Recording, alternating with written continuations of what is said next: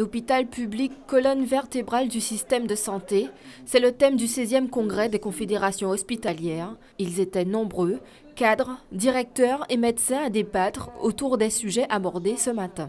Ce matin, on a débattu sur deux grands sujets. Le grand sujet, c'est la coopération en établissement, les missions de service public donc, dans la Caraïbe, dans les établissements de la Caraïbe. Donc, on a fait deux exposés très intéressants ce matin sur les missions qu'on a pu accomplir pour la prise en charge des victimes du tremblement de terre d'Haïti. Et à l'instant vient de démarrer une série d'échanges sur la santé mentale dans la Caraïbe et les modes de prise en charge des personnes dans le cadre de la santé mentale. L'occasion aussi pour ces professionnels de la santé de revenir sur les déficits des hôpitaux de la région. Ces difficultés sont liées à la fois des problèmes conjoncturels, c'est-à-dire au fait que, par exemple, on n'a pas pu encore obtenir d'emprunt pour nos investissements cette année. On avait demandé un emprunt de 20 millions d'euros pour nos investissements et de 12 millions d'euros pour notre ligne de trésorerie qu'on n'a pas pu obtenir. Donc c'est ce qui a aggravé une situation qui était déjà un petit peu tendue et qui fait qu'aujourd'hui, on est obligé de choisir entre trois orientations. Soit on paye nos fournisseurs, soit on paye le personnel, soit on paye nos charges sociales.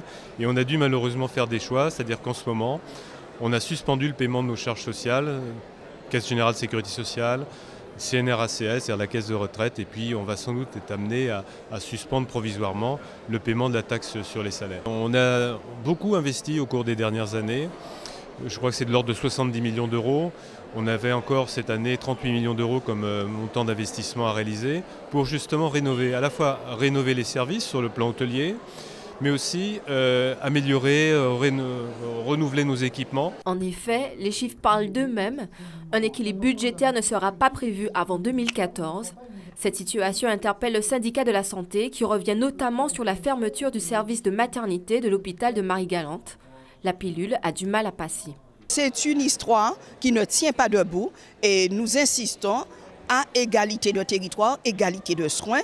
Et nous pensons que les Marie-Galantaises et toutes les personnes vivant de Capesterre à Pointe-Noire doivent avoir les mêmes soins. Et nous allons nous battre pour tous les hôpitaux publics qui ont une mission de service public et au-delà.